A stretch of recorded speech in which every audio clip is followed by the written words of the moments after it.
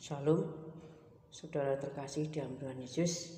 Mari kita belajar kembali tentang firman Tuhan yang terambil dari kitab Yohanes pasal 15 ayat 9 sampai dengan ayat ke-17.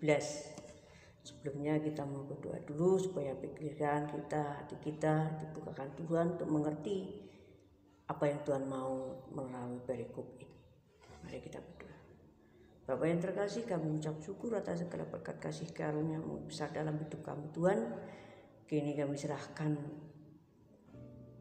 hamba-Mu dalam tangan-Mu Tuhan. Berikanlah pemikiran yang baru, hati yang baru, biar kami mengerti apa yang Kau mau, apa yang Kau inginkan dalam hidup kami Tuhan.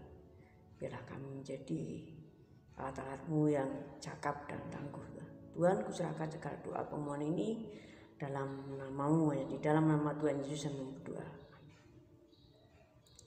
Berikutnya tentang perintah supaya saling mengasihi, yang terambil dari Yohanes pasal 15 ayat 9 sampai 17. Kita baca dulu.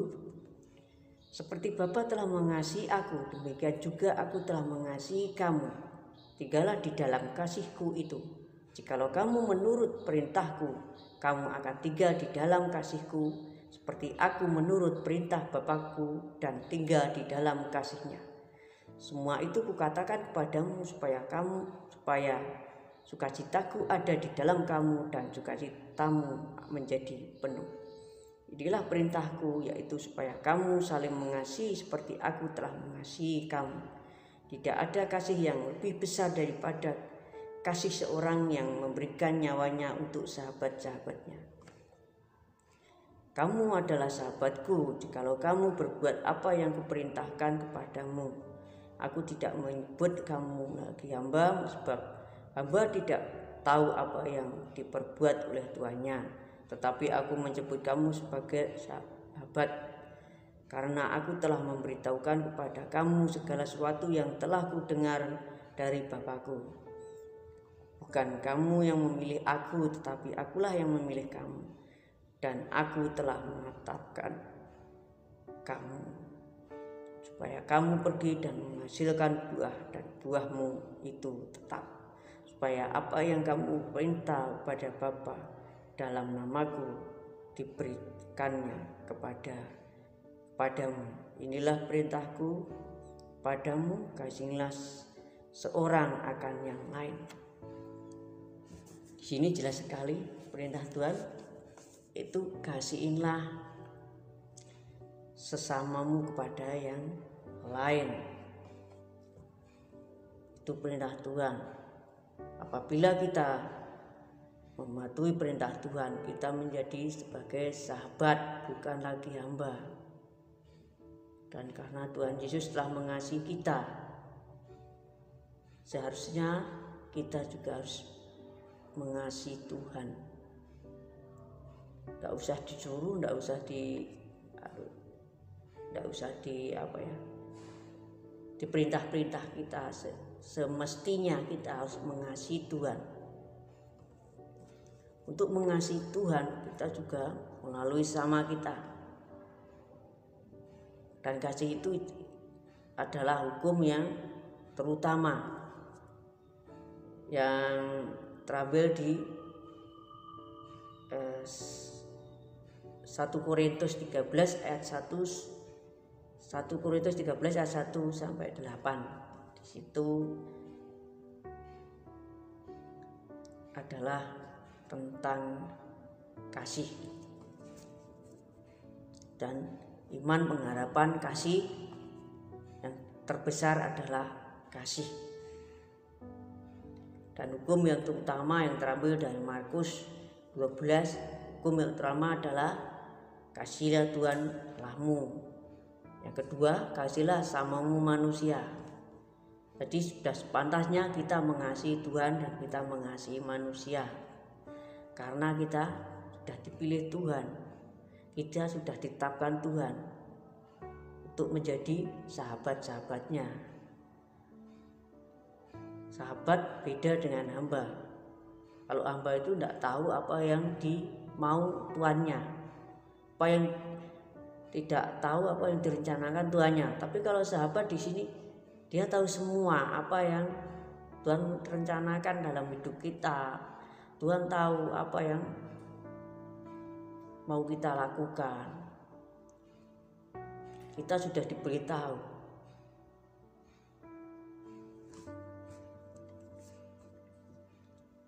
Nah, untuk menjadi sahabat Kristus kita harus melakukan perintahnya, yaitu dalam perikop ini ya saling mengasihi. Kita harus saling mengasihi sama saudara kita, terutama saudara seiman. Kita saling membantu. Kenapa? Kasih itu perintah Tuhan. Dengan kasih dunia itu akan damai sejahtera. Dunia ini akan rukun. Tidak ada orang kalau punya kasih itu tidak ada orang bertengkar, itu tidak ada, saling menyalahkan tidak ada. Yang ada kita saling bantu membantu, kita saling tolong menolong, kita saling menguatkan.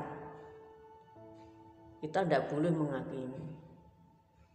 Kasih itu sabar, murah hati, tidak cemburu, iri hati, tidak sombong, tidak memegahkan diri, tidak menyembunyikan kesalahan orang lain. Jadi dengan kasih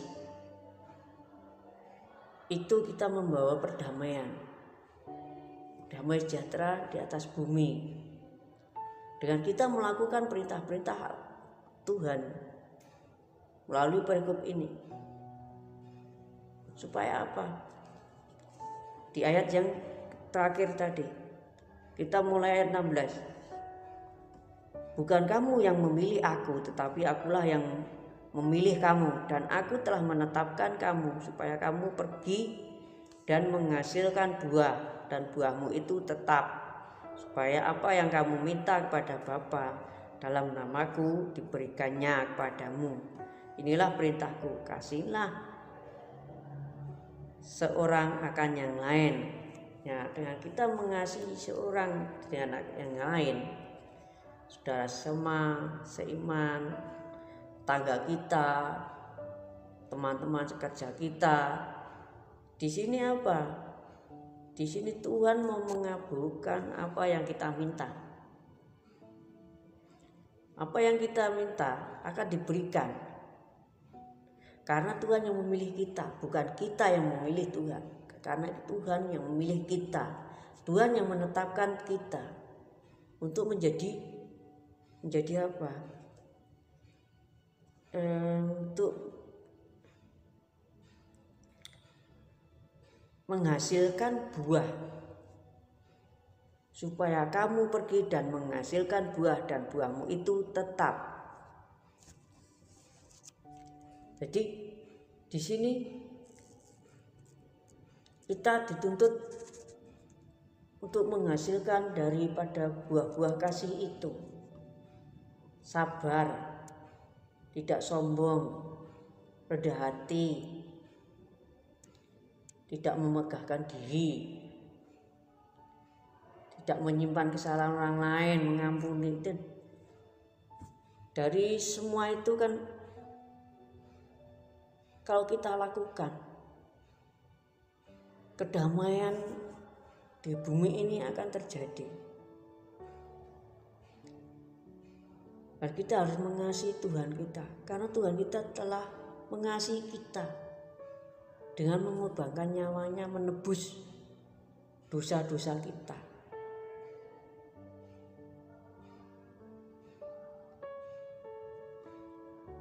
Kita harus selalu taat.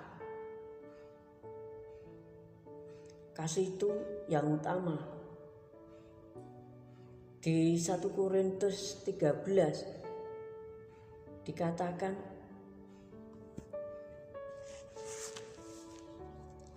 sekali 1 Korintus 13, sekalipun aku dapat berkata-kata dengan semua bahasa manusia, bahasa malaikat, tetapi jika aku tidak mempunyai kasih, aku sama dengan gong yang berkumandang dan canang yang bergemerincing. Sekalipun aku mempunyai karunia untuk bernubuat dan aku mengetahui segala rahasia, memiliki seluruh pengetahuan, dan sekalipun aku memiliki iman yang sempurna untuk memindahkan gunung, tetapi jika aku tidak mempunyai kasih, aku sama sekali tidak berguna. Di sini memiliki iman saja, sempurna saja, kalau tidak punya kasih tidak ada gunanya, tidak sia-sia. Tertulis juga di sini bisa bernubuat, berkata-kata dengan semua bahasa manusia, bahasa malaikat. Tetapi jika tidak mempunyai kasih, aku sama dengan gong yang berkumandang dan canang yang bergemerincing. Bernubuat, karunia bernubuat, mengetahui rahasia, dan memiliki seluruh pengetahuan, bahkan memiliki rahasia-rahasia Allah pun, kalau kita tidak punya kasih, kita tidak ada artinya, semua sia-sia. Makanya Tuhan memerintahkan kasih, dan hukum yang utama adalah kasih. Kasihlah Tuhan Allahmu, itu yang pertama. Yang kedua, kasihlah samamu manusia. Maka kita harus mengasihi Tuhan, karena Tuhan sudah dulu mengasihi kita dengan mengorbankan nyawanya untuk menebus dosa kita. Itu kasih yang tertinggi, kasih yang terbesar. Dengan apa kita mengasihi Tuhan? Ya kita kalau untuk hal yang rohani, ya kita berdoa, mengucap syukur, beribadah pada Tuhan dengan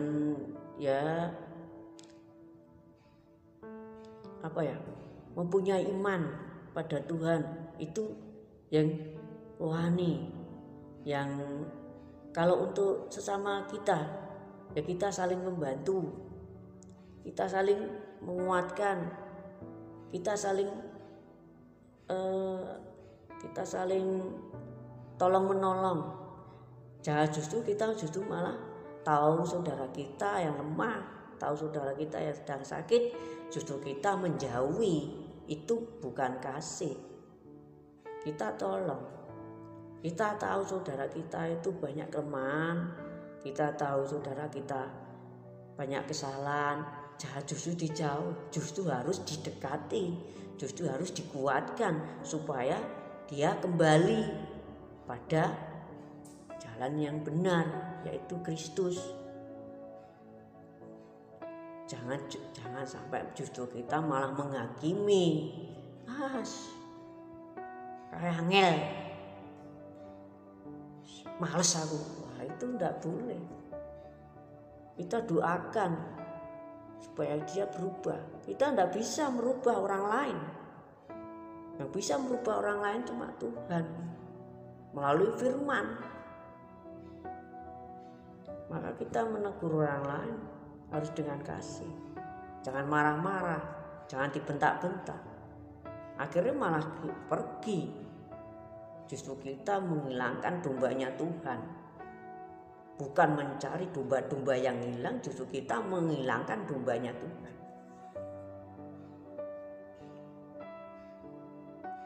Makanya kita harus sabar. Ya, apa yang kita lihat mungkin kenyataannya memang sakit rasanya, tapi kita tidak boleh, apalagi memaksakan kehendak kita. Biar kita sabar, rendah hati, murah hati untuk membimbing orang lain, untuk membimbing saudara seiman kita. Tujuannya semua ya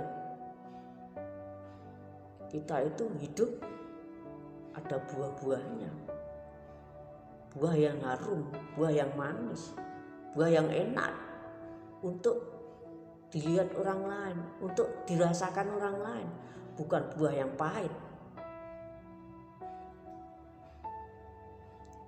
Dengan keteladanan kita, orang itu bisa melihat kita. Maka di Lukas 6 ayat 27 sampai 36 itu, kasihlah musuhmu. Itu tidak gampang mengasihi musuh kita. Kenapa Tuhan malah suruh mengasihi musuh kita? Ya itu kan memang harusnya begitu. Kalau kita mengasihi orang yang suka bantu kita, suka nolong kita, itu gampang. Kalau setiap hari orang itu memberikan kita, ya kita diminta tolong aja kita langsung langsung. Tapi ini musuh yang sering menyakiti hati kita,